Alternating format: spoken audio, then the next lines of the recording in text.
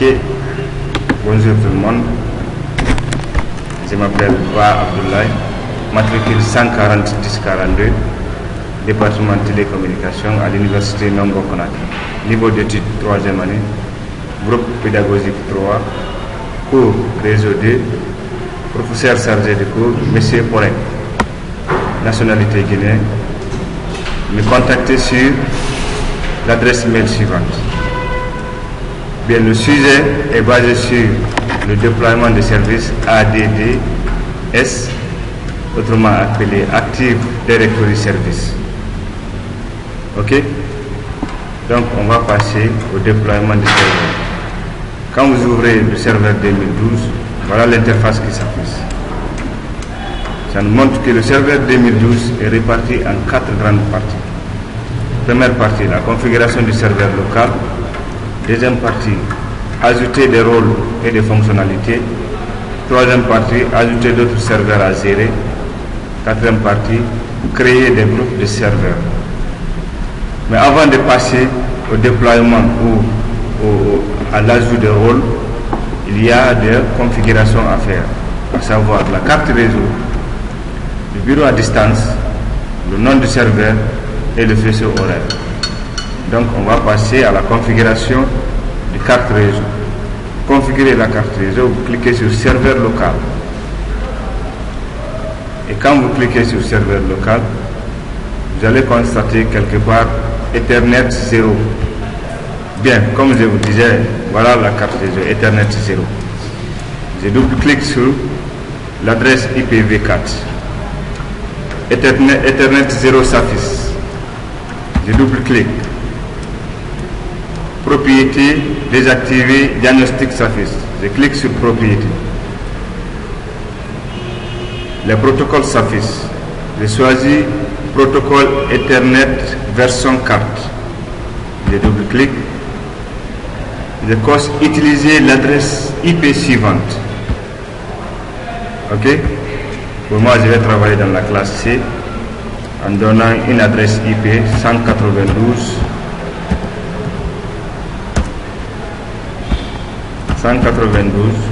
168 10.1 et le masque du sous-réseau va venir automatiquement. Passerelle par défaut. Si vous avez un routeur, vous pouvez ajouter l'adresse IP du routeur. Attention, le serveur DNS doit utiliser la même adresse IP que le serveur local. Donc 192 168 10.1 et ensuite vous cliquez sur OK, OK, fermez. Ensuite vous fermez cette fenêtre. OK. Ensuite vous activez bureau à distance. Cliquez sur désactiver. Autorisez les connexions à distance à cet ordinateur. OK, OK, appliquer, OK. Ensuite, vous allez sur le faisceau horaire. Par défaut, c'est ITC plus 0, 1, 2.00, Bruxelles. Double-cliquez. Une fenêtre s'affiche. Changez l'heure et date. Changez le faisceau horaire. Cliquez sur le faisceau horaire. Ensuite, vous déballez. Vous choisissez le faisceau horaire en fonction de votre région. Donc, je choisis IT, c'est simple, Eurovia. Ensuite, je clique sur OK. Changer l'heure et date. Il est 10h45. Je maintiens 10h45. OK. Fermé. Ensuite, je viens au niveau du nom de l'ordinateur. Je clique sur Win, modifier. Comme il s'agit d'un serveur 2012, mais serveur ou serveur 2012. Ok? Serveur 2012. Ok. Vous devez redémarrer votre ordinateur pour appliquer ces modifications. Avant de redémarrer, enregistrez les fichiers ouverts et fermez tous les programmes. J'ai dit OK. fermer et redémarrer maintenant l'ordinateur. Ok, vous allez attendre le processus de redémarrage. Bien, le redémarrage est terminé.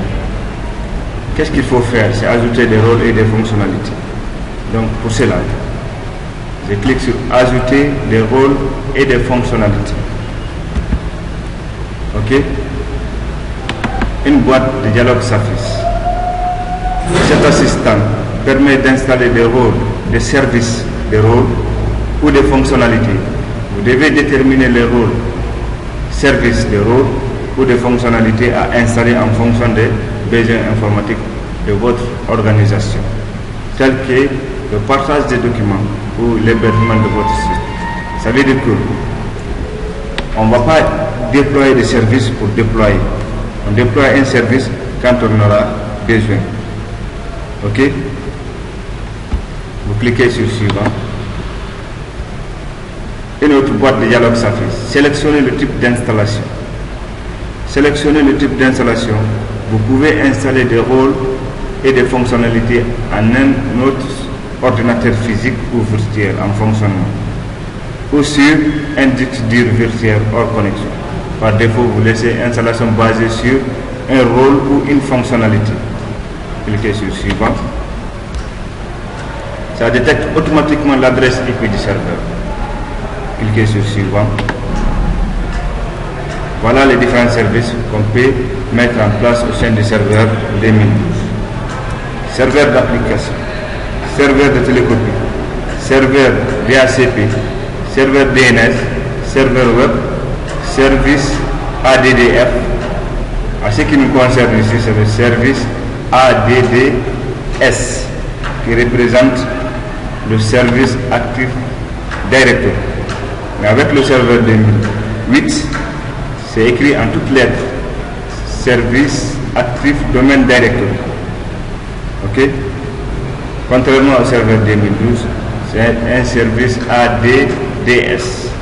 Et voilà la description. Quand vous cliquez dessus, on vous dit ADDS, Active Directory Domain Service, stocke des informations à propos des objets sur le réseau et rend ces informations disponibles pour les utilisateurs et les administrateurs.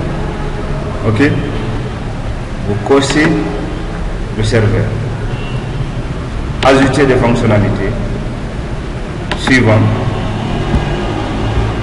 Une boîte aussi de dialogue s'affiche contenant la description complète de ce service.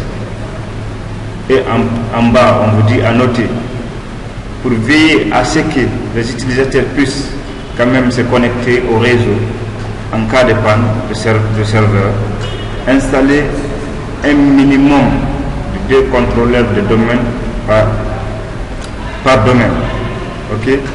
Le service ADDS nécessite qu'un serveur DNS soit installé. Ça veut dire que le service ADD fonctionne avec le serveur DNS. Ça, c'est obligatoire. Et vous pouvez installer 2 contrôleurs de domaine sur un même serveur. Ça, en cas de panne, pour que les utilisateurs puissent se connecter. Donc, cliquez sur suivant. Confirmez les sélections d'installation. On vous dit, pour installer les rôles, services, des rôles ou fonctionnalités suivantes sur le serveur sélectionné, cliquez sur installer. Là, vous cliquez sur installer et vous patientez jusqu'à la fin de l'installation. Ok, installation requise. Ça veut dire que l'installation a réussi. Et vous cliquez sur fermer. D'accord? Quand vous cliquez sur fermer, vous constatez à gauche ADDS. Ça veut dire que on a déployé le serveur ADDS. Maintenant, on a fini de déployer le serveur. Qu'est-ce qu'il faut faire? Il faut gérer le serveur ou le service. Pour gérer le serveur avec Windows 2008, il suffit de lancer l'index de commande ici et taper DC Promo pour y accéder à la configuration. Mais avec le serveur 2012, c'est simple. Il vous suffit de cliquer sur ce menu Ok. Quand vous cliquez sur ce menu, une fenêtre s'affiche dans laquelle il est écrit promouvoir ce serveur en un contrôleur de domaine. Vous cliquez sur promouvoir ce serveur. Et quand vous cliquez sur promouvoir, une boîte de dialogue s'affiche. Configuration de déploiement. Sélectionnez l'opération de déploiement. Ajoutez un contrôleur de domaine à un domaine existant.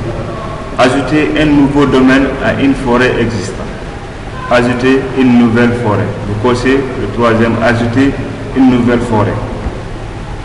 Ok. Spécifier les informations du domaine pour cette opération. Donner un nom de domaine.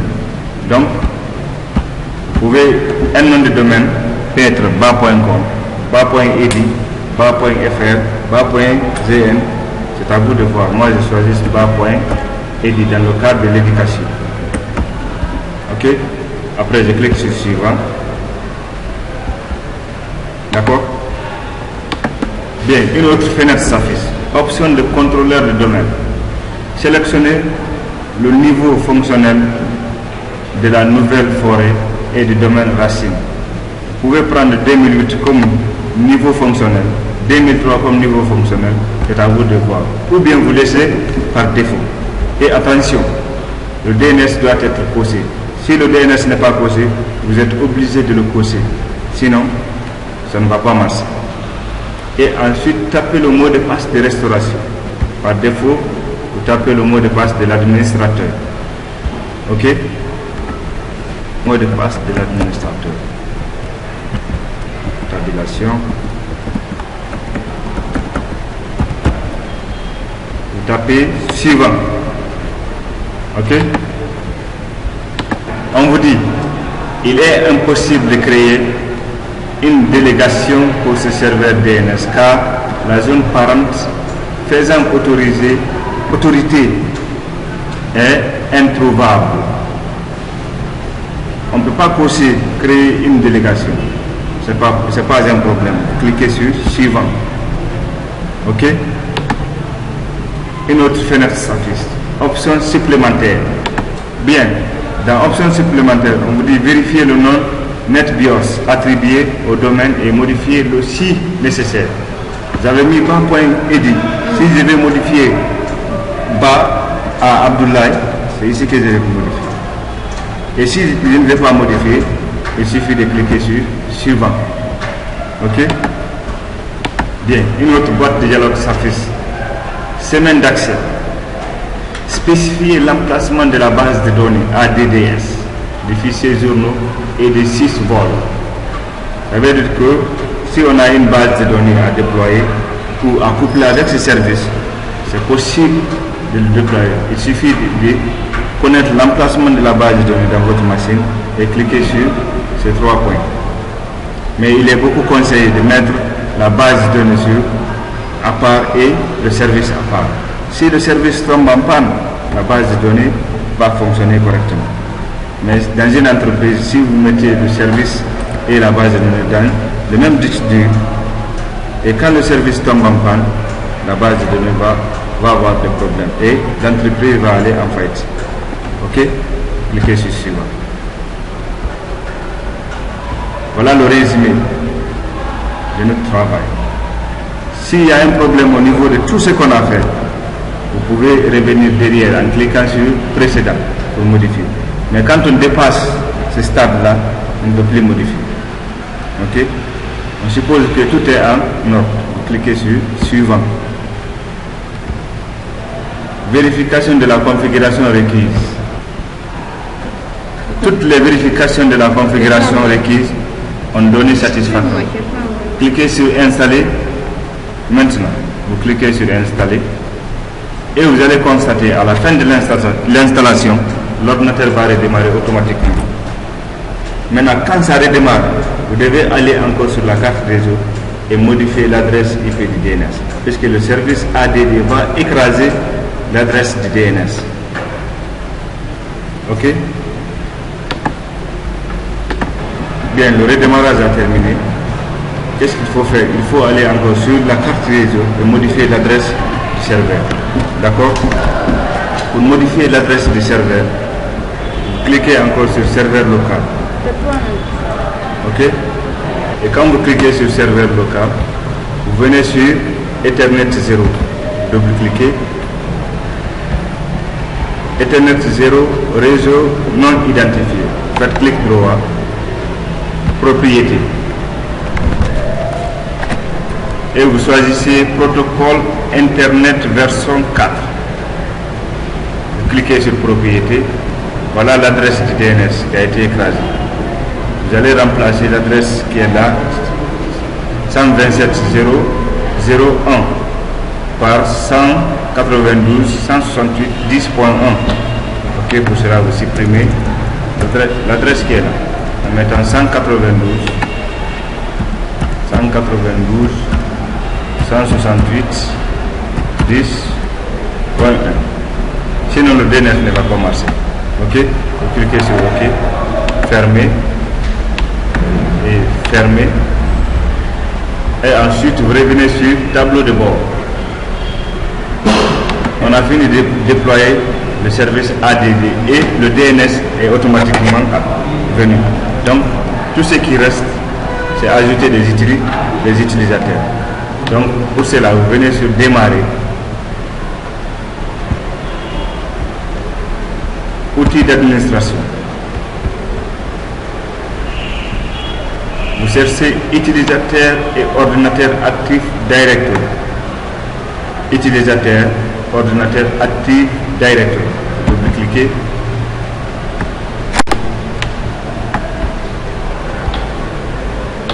Requête enregistrée. Bas.edi s'affiche. Vous déballez bas.edi. Utilisateur s'affiche en bas. Vous double-cliquez sur utilisateur. Administrateur. Administrateur groupe de sécurité. Maintenant, si vous voulez ajouter un utilisateur, vous faites clic droit sur utilisateur. Cliquez sur nouveau. Ou bien vous venez sur l'espace vide. Faites clic droit, nouveau, utilisateur. Ok. Vous ajoutez un utilisateur. Abdul. Tabulation. Non, je mets bas.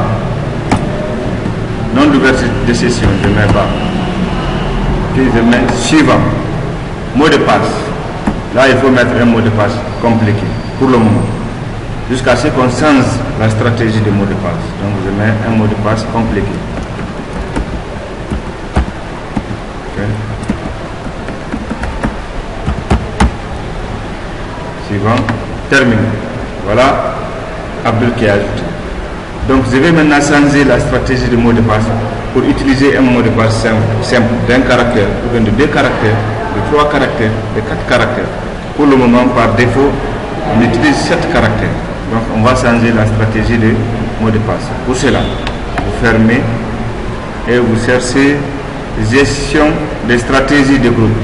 Vous cliquez sur gestion des stratégies de groupe. Ok.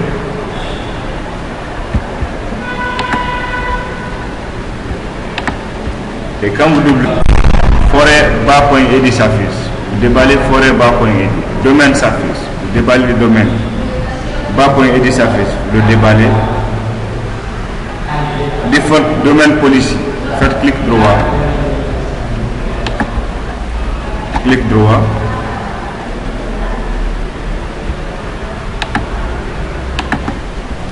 Clic droit, modifier. Des paramètres s'affichent. Configuration d'ordinateur. Configuration d'utilisateur. Vous restez côté configuration d'ordinateur et vous déballez stratégie. Ok. Et quand vous déballez stratégie, 3 paramètres s'affichent. Paramètres de logiciel, paramètres Windows, modèle d'administration. Vous déballez paramètres Windows.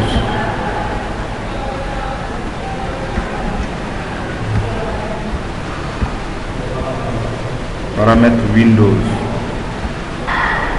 Quelques paramètres aussi s'affichent. Stratégie de résolution de nom. Stratégie de résolution de nom. Script. Paramètres de sécurité. Double-cliquez sur paramètres de sécurité. Stratégie de compte Surface, vous double-cliquez. Stratégie de mot de passe, vous double-cliquez dessus. Longueur minimale de mot de passe, vous double-cliquez. Par défaut, c'est 7 caractères. Si je veux, je mets un caractère ou bien je mets 2 caractères. Ensuite, vous cliquez sur appliquer. OK. Le mot de passe doit respecter les exigences de complexité. Je désactive. OK. Je mets appliquer et OK. Donc, quand vous finissez de faire ça, vous redémarrez le serveur pour que les modifications apparaissent. OK. Créer encore un utilisateur avec un mot de passe simple, puisqu'on a changé la stratégie de mot de passe. Pour cela, vous venez toujours sur démarrer, outils d'administration. OK. Ensuite, utilisateur et ordinateur Active Directory, vous double-cliquez.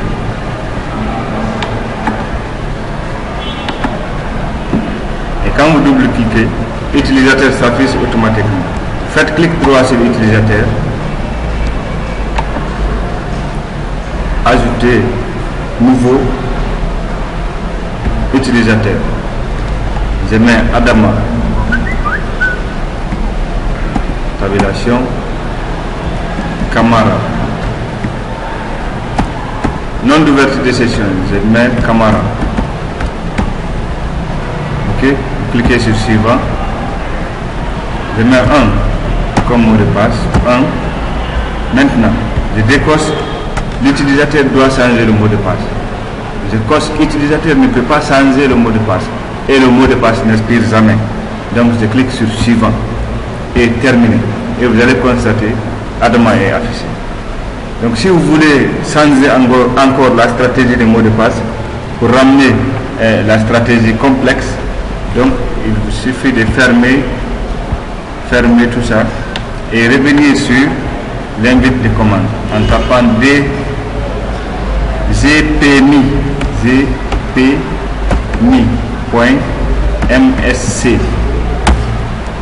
Tapez entrée. La commande ne marche avec Windows 2008. Avec Windows 2003, je n'ai pas essayé. Ça vous envoie automatiquement sur domaine default policy. Faites clic droit sur domaine default policy, modifier. 2 paramètres s'affichent. Configuration d'ordinateur, configuration d'utilisateur. Vous restez côté configuration d'ordinateur et vous déballez ou bien vous double-cliquez sur stratégie. OK. 3 paramètres s'affichent. Paramètres logiciels, paramètres Windows, modèle d'administration. Déballez paramètres Windows. OK. Et quand vous déballez paramètres Windows, vous cliquez sur paramètres de sécurité. Stratégie de compte s'affiche. Vous double-cliquez. Stratégie de mot de passe s'affiche. Vous double-cliquez. Longueur minimale de mot de passe. Vous changez. On avait mis un caractère. Si vous voulez mettre 5 caractères, vous mettez 5 caractères. Et si vous voulez maintenir les 7 caractères, vous mettez les 7 caractères. Vous cliquez sur appliquer. OK. Et vous venez sur le mot de passe doit respecter les exigences suivantes. Vous dites activer, appliquer et OK. Et là, si vous revenez au niveau de l'utilisation ou de l'ajout de l'ordre des utilisateurs, un mot de passe simple ne peut pas marcher. Donc il faudra utiliser maintenant un mot de passe compliqué. Pour les prochaines vidéos, vous allez suivre comment installer le serveur DHCP, le serveur d'imprimante et tant d'autres services au sein du serveur 2000